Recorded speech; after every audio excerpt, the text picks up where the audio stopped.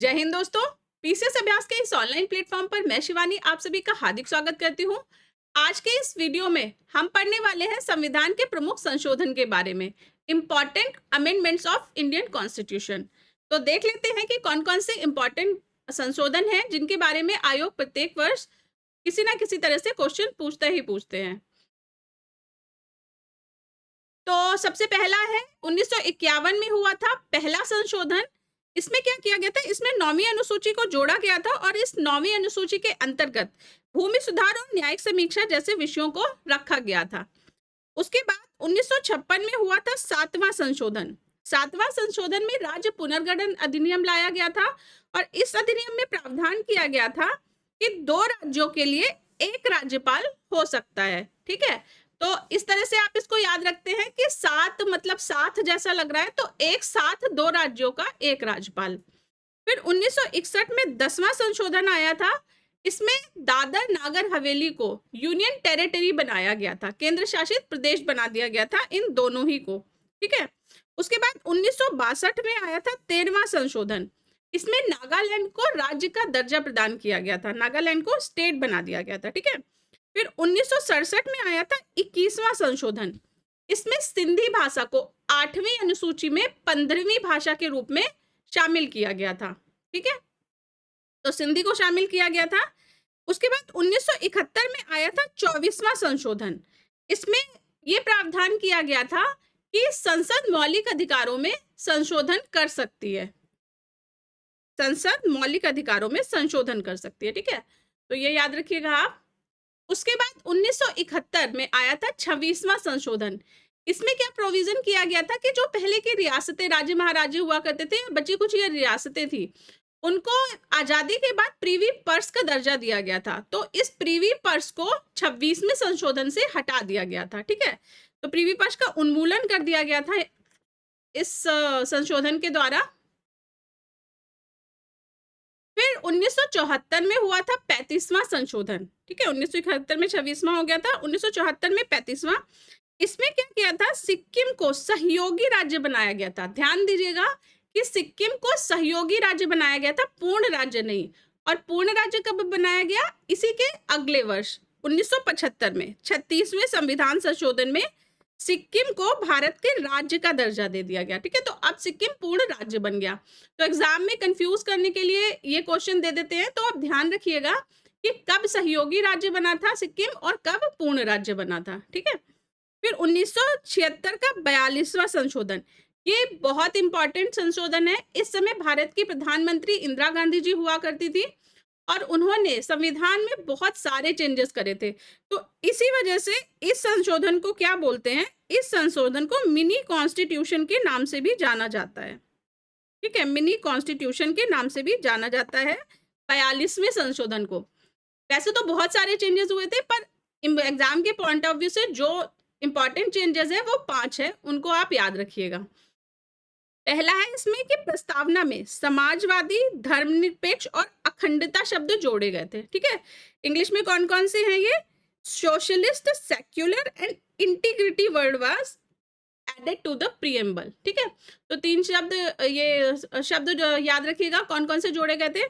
फिर हुआ था कि मौलिक कर्तव्य जोड़े गए थे। ठीक है, अभी तक क्या था? मूल अधिकार मिल गए थे, राज्य के नीति निर्देशक तत्व दे दिए गए थे, पर कर्तव्य के बारे में किसी ने बात ही नहीं करी थी कि सिटीजन्स के भी कुछ कर्तव्य होते हैं। तो उनको सबसे पहले 42वें संविधान संशोधन के द्वारा जोड़ा गया था। ठीक है, भाग 4 में अनुच्छेद 51 के अंतर्गत।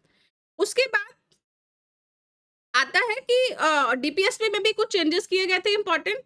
तो मेन 3 चेंजेस थे डीपीएसपी में। एक तो अनुच्छेद 39 से और अनुच्छेद 43 से जोड़े गए थे। ठीक है, अब आप मुझे कमेंट करके बताइए कि अनुच्छेद 39 में क्या दिया गया है और अनुच्छेद 43 में किस विषय से संबंधित है। ठीक है, दोनों का जो डिटेल है वो मुझे कमेंट बॉक्स में बताइए। उसके बाद डीपीएसपी में अनुच्छेद 48 से जोड़ा गया था। इसमें बोला गया था कि भारत के प्रत्येक नागरिक का कर्तव्य है कि वो प्राकृतिक पर्यावरण का संवर्धन करे और संरक्षण करे। ठीक है, पर्यावरण का संवर्धन और संरक्षण करें। उसके बाद जो बहुत बड़ा चेंज हुआ था वो क्या हुआ था कि लोकसभा और विधानसभा का कार्यकाल जो कि सामान्यतः 5 वर्ष हुआ करता था, उसे बढ़ाकर 6 वर्ष कर दिया गया था। ठीक है, लोकसभा और विधानसभा का कार्यकाल 6 वर्ष कर दिया गया था। और फिर से आज की डेट में हम देख रहे हैं कि 5 वर्ष है, तो फिर अभी हम इसका अगला संशोधन देखेंगे, जबकि इसे पुनः से फिर से 5 वर्ष कर दिया जाएगा। ठीक है, फिर नेक्स्ट आता है 1978 का 44वां संविधान संशोधन। तो जो 42वें संविधान संशोधन में चेंजेस किए गए थे, उनमें से ज्यादातर चेंजेस को दोबारा से फिर से अपने मूल स्वरूप में वापस लाया गया था 44वें संविधान संशोधन के द्वारा। ठीक है, तो गवर्नमेंट चेंज हो गई थी। 42वें में इंदिरा गांधी जी की गवर्नमेंट हुआ करती थी, और उसके बाद जब 44वां संशोधन हुआ 1978 में, तो सरकार चेंज हो गई और फिर इसने इसी तरह से संविधान में भी कई तरह के संशोधन किए। तो सबसे इंपॉर्टेंट जो पहले वहां पर क्या हो गया था, 42वें में 6 वर्ष हो गया था कार्यकाल लोकसभा विधानसभा का, इसे फिर से घटाकर 5 वर्ष कर दिया गया। ठीक है, पहला तो ये इंपॉर्टेंट। उसके बाद आपातकाल की घोषणा को ये प्रावधान कर दिया गया कि कैबिनेट की मंजूरी आवश्यक है, और घोषणा राष्ट्रपति तभी कर सकते हैं जबकि उन्हें कैबिनेट से रिटर्न मंजूरी मिली हो, लिखित सलाह पर ही किया जा सकता है। ठीक है, आपातकाल की घोषणा, तो ये हो गया इंपॉर्टेंट। उसके बाद तीसरा है राष्ट्रीय आपातकाल के विषय में सशस्त्र विद्रोह शब्द जोड़ा गया। पहले ये शब्द हुआ करता था आंतरिक गड़बड़ी, 44वें संशोधन से पहले। 44वें संशोधन में आंतरिक गड़बड़ी को प्रतिस्थापित कर दिया गया सशस्त्र विद्रोह से। ठीक है, किसे से कर दिया गया, आर्म्ड रेबेलियन से इसको सब चेंज कर दिया गया। फिर आता है संपत्ति के अधिकार को। ठीक है, संपत्ति का अधिकार, राइट टू प्रॉपर्टी। पहले ये फंडामेंटल राइट हुआ करता था, मूल अधिकार हुआ करता था। 44वें में इसको चेंज करके लीगल राइट बना दिया गया, विधिक अधिकार। ठीक है, कानूनी अधिकार बना दिया गया। और कौन से अनुच्छेद में, ये 300A अनुच्छेद के अंतर्गत। ठीक है, फिर 1985 आता है। ये तो हो गया 44वें में 4 चीजें हो गई, और 44वें संशोधन में, और 42वें में 5 चीजें थी जो याद रखने लायक थी। ठीक है, ये अच्छी तरह से आप याद कर लीजिएगा। उसके बाद 1985 में आता है 52वां संविधान संशोधन, जिसमें दल बदल विरोधी कानून लाया गया। ठीक है, फिर नेक्स्ट आता है 1987 का 56वां संविधान संशोधन। इसमें क्या किया गया, 1987 के 56वें में गोवा को राज्य बनाया गया। 2 चीजें हुई थी, गोवा को राज्य और दमन और दीव को केंद्र शासित प्रदेश। ठीक है, तो एक तो गोवा राज्य बना था, और दमन दीव जो था वो केंद्र शासित प्रदेश बना था, यूनियन टेरिटरी बना था। फिर आता है इसका नेक्स्ट 1989। ठीक है, 1989 का 61वां संशोधन। देखिए, बीच के संशोधन नहीं लिए हैं क्योंकि वो एग्जाम पॉइंट ऑफ व्यू से इंपॉर्टेंट नहीं है। ठीक है, तो 1956वें के बाद जो इंपॉर्टेंट था वो 61वां संविधान संशोधन था। इसमें क्या किया, इसमें वोटिंग एज जो थी उसे 21 वर्ष से 18 वर्ष कर दिया गया। तो आज भी वोटिंग एज जो है वो 18 वर्ष ही है, पर 1989 से पहले ये 21 वर्ष हुआ करती थी। ठीक है,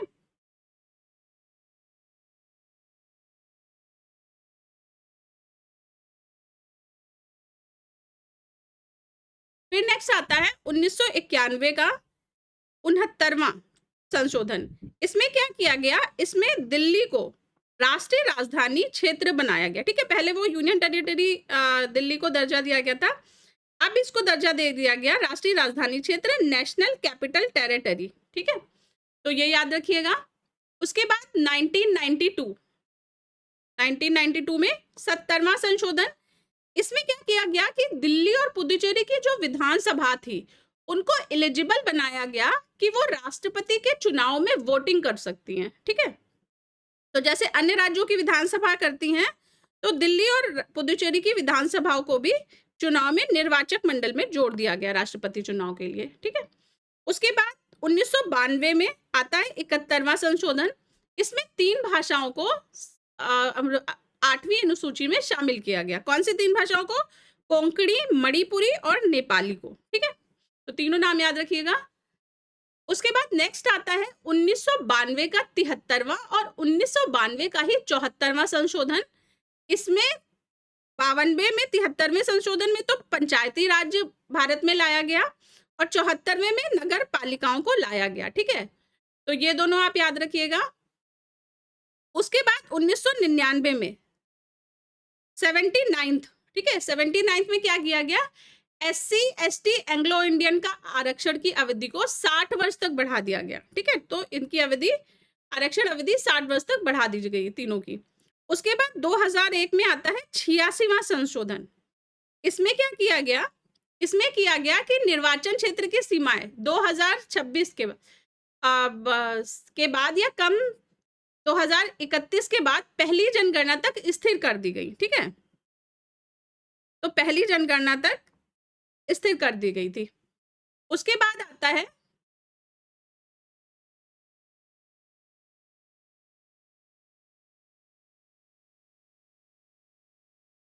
2002 का 86वां संशोधन, ठीक है, ये बहुत इंपॉर्टेंट है। इसमें क्या किया गया, इसमें मूल अधिकार के अंतर्गत 6 से 14 वर्ष की आयु के सभी बच्चों को निशुल्क और अनिवार्य शिक्षा का प्रावधान किया गया। और इसको कौन से आर्टिकल में रख दिया गया, इसको अनुच्छेद 21A में रख दिया गया।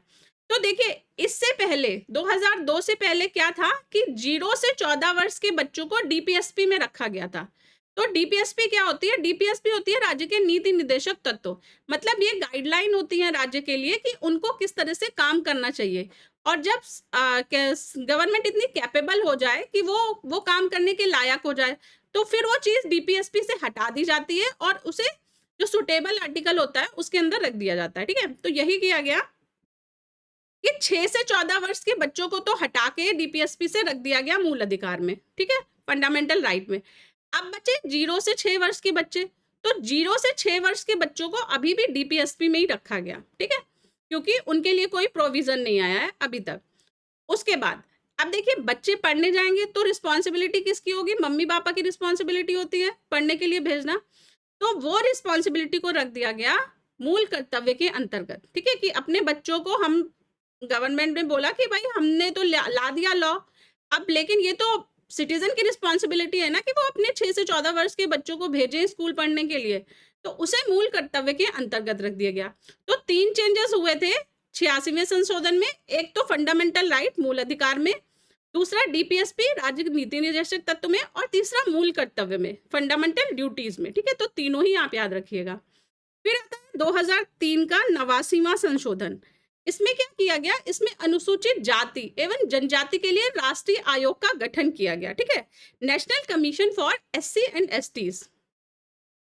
फिर आता है 2003 का 91वां संशोधन, ठीक है, इसमें क्या बोला गया कि इसमें मंत्री परिषद की कुल संख्या जो होनी चाहिए वो लोकसभा की जनसंख्या की लोकसभा की कुल संख्या के 15% से अधिक नहीं होगी, ठीक है। तो प्रधानमंत्री समेत जो मंत्री परिषद होगी वो कुल सदन संख्या के 15% से ज्यादा नहीं होगी, ठीक है। फिर नेक्स्ट आता है 2004 का 92, ठीक है, 92nd कॉन्स्टिट्यूशनल अमेंडमेंट। इसमें क्या किया गया, इसमें 4 भाषाओं को 8वीं अनुसूची में शामिल किया गया। कौन कौन सी 4 भाषाएं थी वो, बोडो, डोगरी, मैथिली और संथाली को 8वीं अनुसूची में जोड़ा गया था, ठीक है। फिर नेक्स्ट आता है 2011 का 97th कॉन्स्टिट्यूशनल अमेंडमेंट। इसमें सहकारी समितियों को संवैधानिक दर्जा और संरक्षण प्रदान किया गया था, ठीक है। तो सहकारी समितियां, कोऑपरेटिव सोसाइटीज को संवैधानिक दर्जा दिया गया था, ये इंपॉर्टेंट है, याद रखिएगा।